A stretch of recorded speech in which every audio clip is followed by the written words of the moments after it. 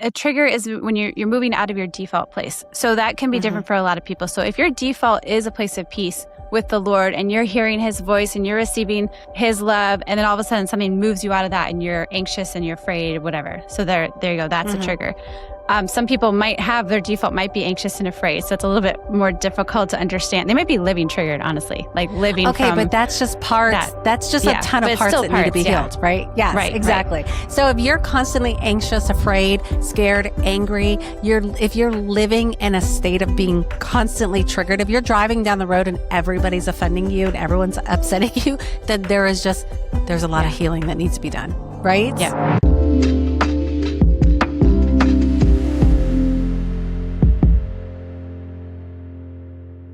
Welcome back to the Intentional Breakthrough Podcast. My name is Charity Gertler, and I'm here with my co-host, Tania. And we're going to dive into more about finding breakthrough, walking in authority in Christ, navigating spiritual warfare. So where are we going today, Tania? Yeah. Well, we have our last episode was our guest, Lauren Duffy, and she did such a great job. It was so great hearing her story. And so the great thing about like us running these podcasts is we are just very authentically natural, like ourselves.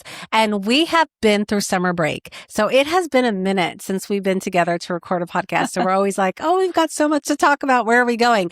As I'm going through and looking at some of the podcasts that have already been released by the time we're recording this, we have talked about the core steps to your book. So this is where, like what I was telling Charity before we started recording is like, I want to get back into the book.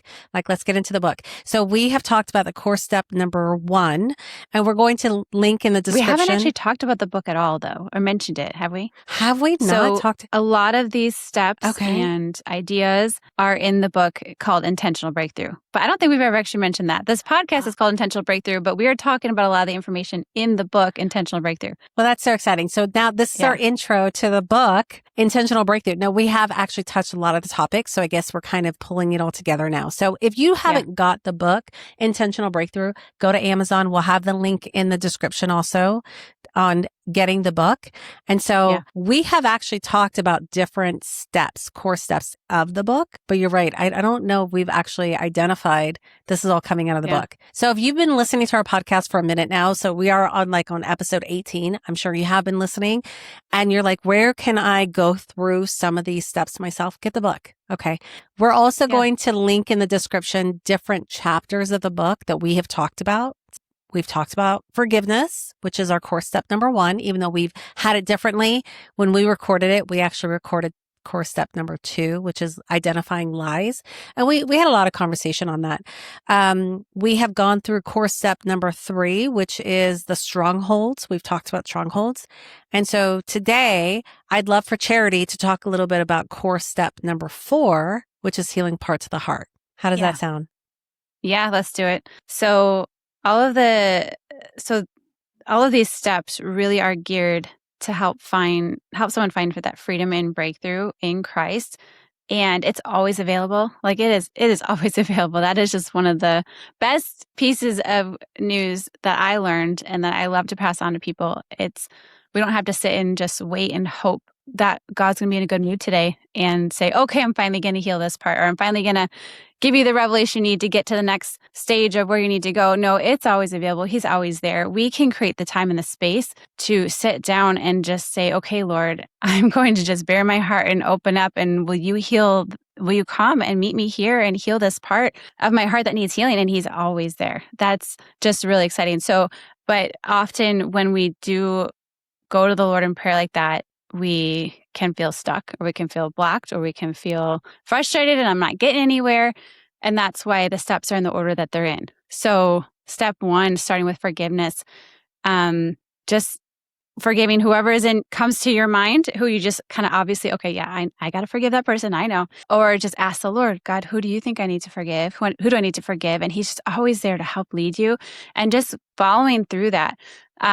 One thing just will mention briefly is a lot of times when people ask the Lord, who do I need to forgive? They'll hear a name that they're like, well, I've already forgiven that person. That can't be God. I would say just go with it. Just go with it, because you'd be surprised how many layers of forgiveness there are, how many times I've had to forgive the same person 100 times, but every time I forgive him, it's a deeper layer and a deeper layer. And the Lord just knows where you need to go. So just trusting his leading, laying down control, trusting his leading, is my best advice for that. So when you go through forgiveness, it's like getting all of those layers of like these like veils blocking your connection with the Lord. It just like clears the air, clears it all out so that you can receive clearly what he is saying, what he wants to do.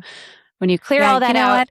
Yeah. I just had a revelation too of the way that you've designed this book. So I'm sorry to interrupt, but here's a revelation that I just revealed. It just came to my mind because I work with people with the book and they would say things like, well, I've already forgiven my parent for this. And I'm like, wait a second, but it's different because you may have forgiven your parent for this hurt, but now we're working on a different hurt, which they can overlap. Yeah. And then this is where it's like, this is the part that needs to be healed.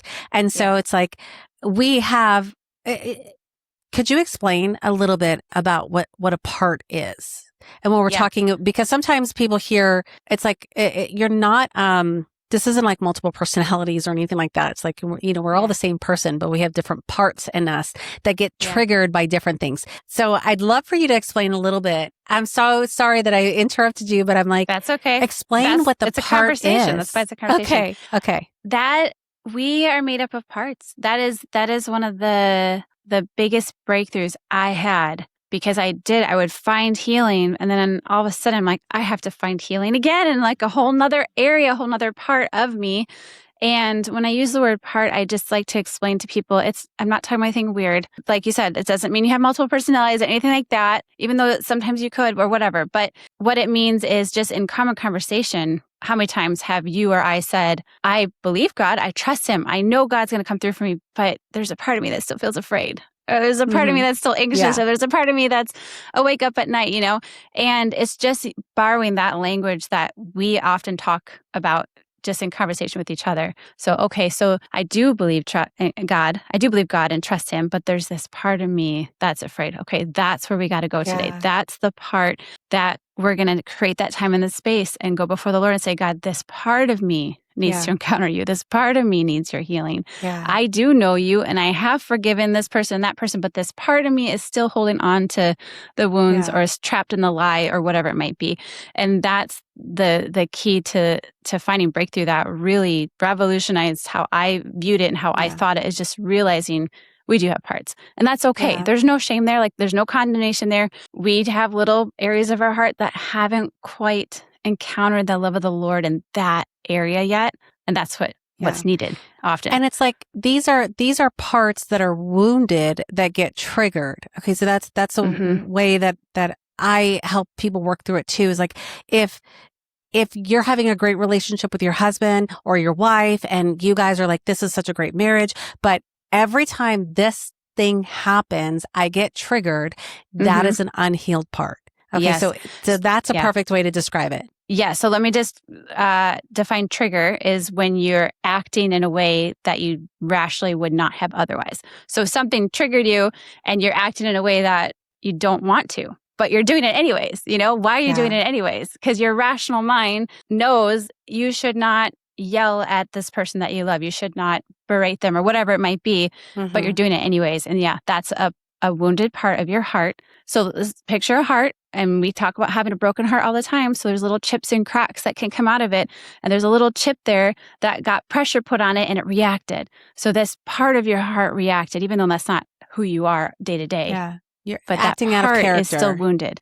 You're acting out of character.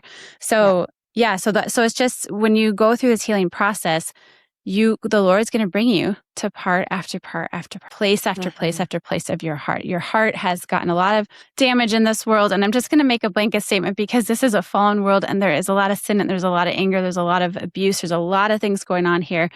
All of our hearts have received damage in some way, shape, or form. And so this journey of sanctification we go through with Christ, we are saved and we have salvation, but then we go through the journey of sanctification where he starts bringing his healing love to each little crack, chip, dent, tear of our heart, and just, it's a beautiful thing to go through once you realize that's what's happening. You're like, oh, okay, God's after a new part of my heart now. It's okay. I'm getting triggered, but God, when you have these steps, have in your arsenal, these tools in your toolbox, it is so helpful because I started to be able to see pretty quickly when the Lord's working on a new area of my heart, and I can go to him right away, find that healing, and then I'm not getting triggered and creating problems in my life, and my life's not blowing up and exploding. I can handle it when it's little, Yeah.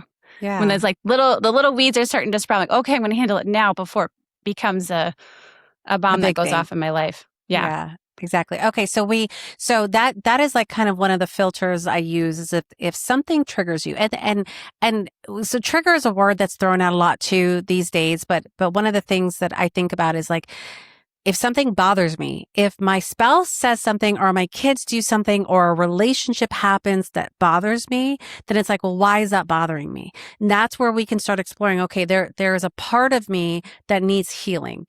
So that's the filters. Like if you're getting triggered, and I have not found a single person in this entire world that I've ever encountered that has never been triggered by something. Okay. So all of us have parts that need to be brought to the Lord to figure out what needs to be healed about it.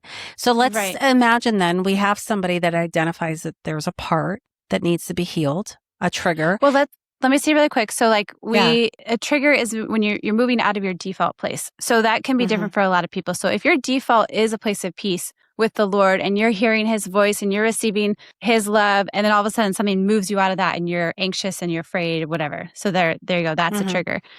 Some people might have their default might be anxious and afraid. So it's a little bit more difficult to understand. They might be living triggered, honestly, like living okay, but that's just parts. That's just a ton of parts that need to be healed, right? Yes, right, exactly. Right. So if you're constantly anxious, afraid, scared, angry, if you're living in a state of being constantly triggered, if you're driving down the road and everybody's offending you and everyone's upsetting you, then there's a lot of healing that needs to be done, right? Yeah.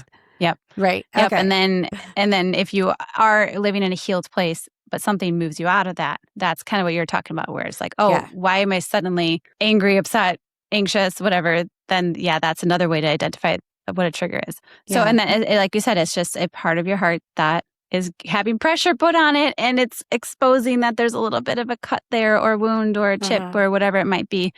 And then it's time to go to the Lord and say, okay, God, I'll choose to be vulnerable. I'll open my heart up. I'll lay down my sense of control or anything. Will you just show me? Will you heal this place? Will you show me what needs to be healed? And who do I need to forgive? Even if you don't choose to be vulnerable, I just want to state, like, even if you don't choose to be vulnerable, you can come to the table. You can come to the Lord and say, I don't want to be vulnerable. I don't trust you. I mean, seriously, if we're honest, like, can we say that? Because I think that's us a lot of times, and say, I don't trust you, but in I know this that you're way. bigger. I think that's very valid.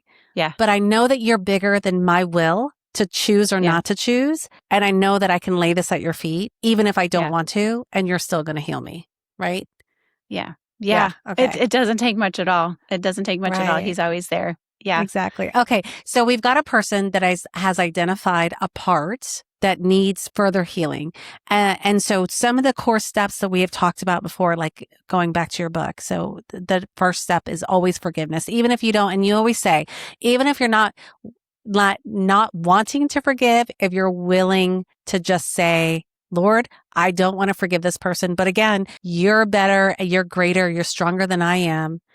You're even willing to be willing. Yes, I'm going to lay it at your feet. So the second step is then identifying lies. What are the lies that I believed that has to do with this unforgiveness or has to do with whatever I'm being triggered on? And then the third step is identifying strongholds. Like, is there a stronghold that is tying this hurt to me? Laying that at the feet. Okay. Or that has taken up space, because like these little broken pieces, if we're vessels, the Bible uses that analogy a lot, the potter making us into this vessel.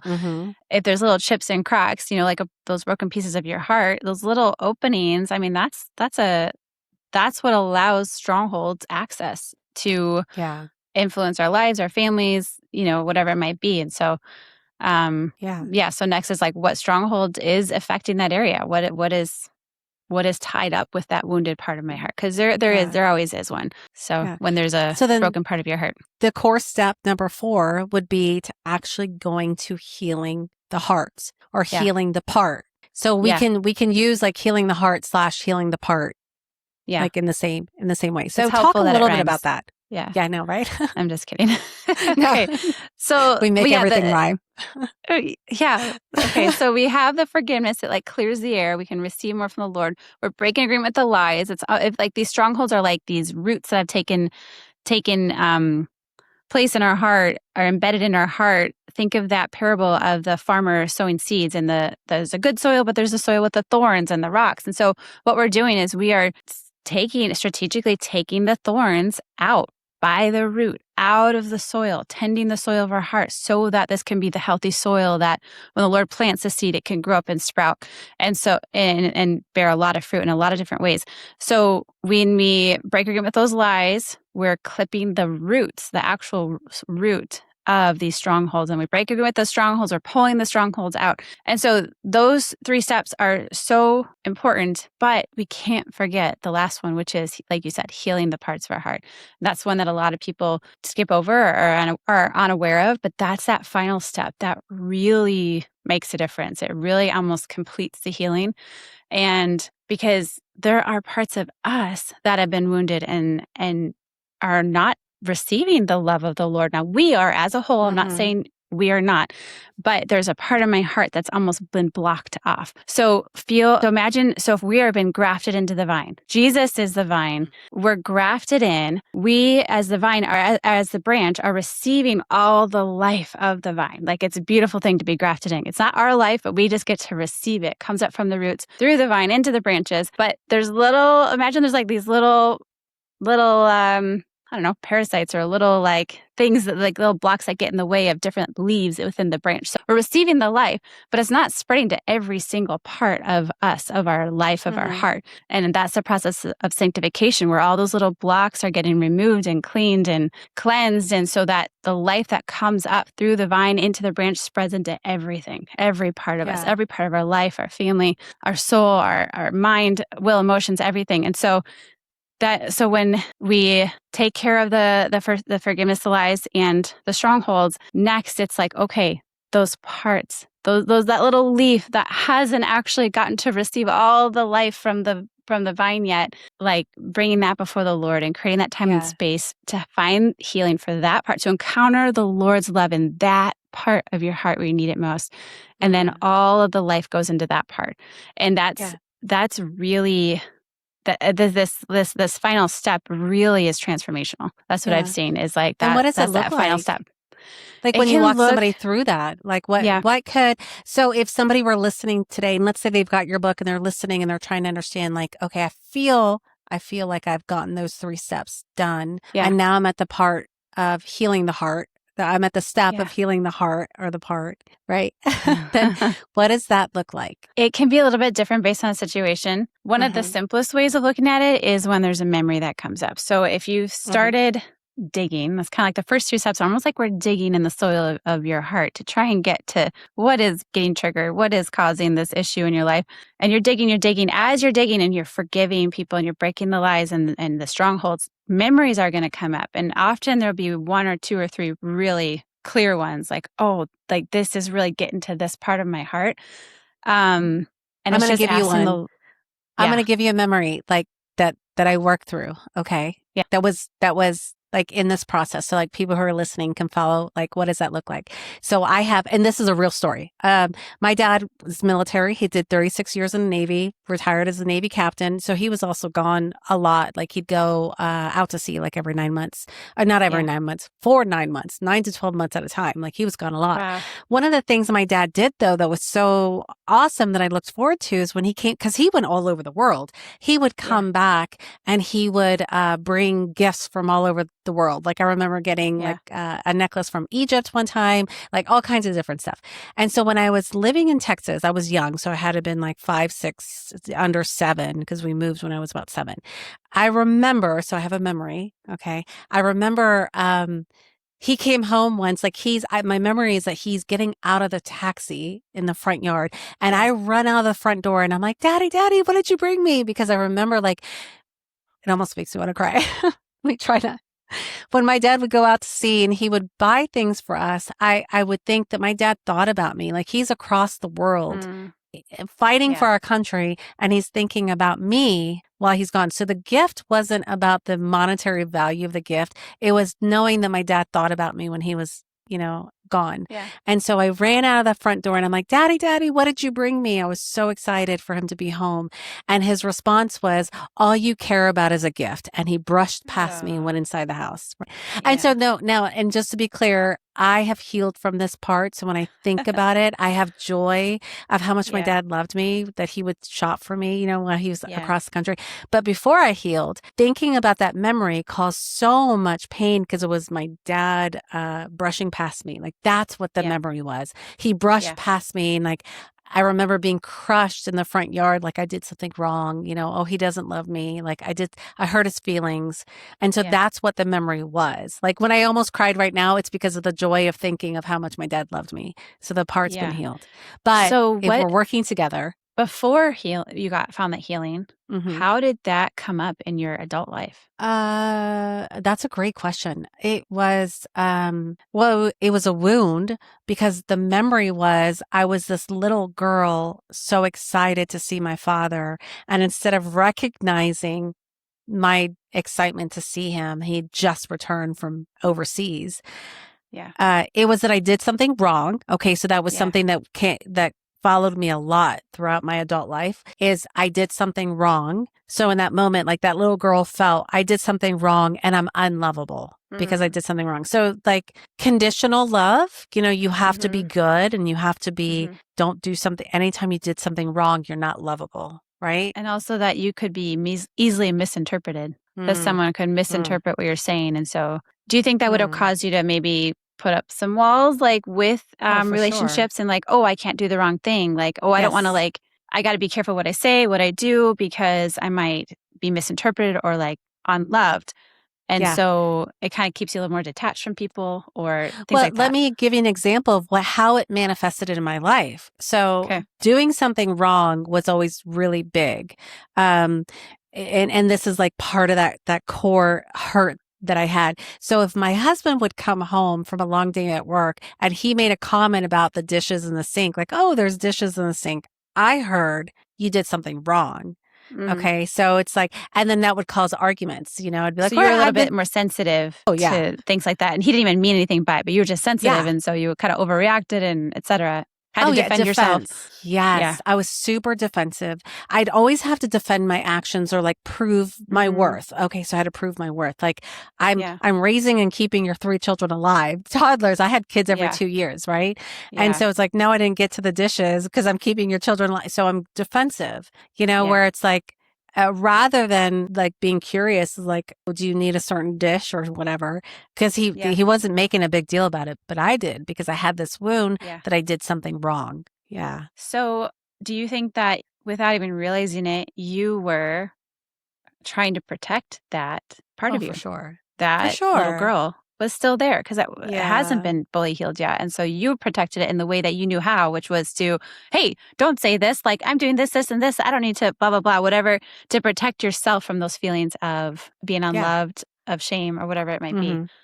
Yeah, because even with the situation with my dad, it was like you said, misunderstood, where my statement, my comment to him, he didn't understand if as adults, if I ever had a chance, and I'm like certain that my dad would never even remember this memory, right?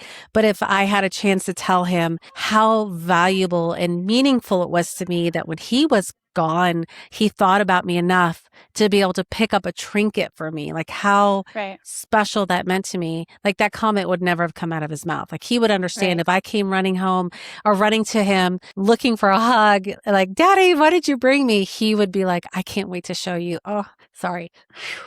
Sorry. Cause like, uh, here's the crazy thing is I know we're going to get more into the part, but healing that part was so powerful because when I think about the memory now, it's such a beautiful memory that I have of how much my dad loved me when he was gone.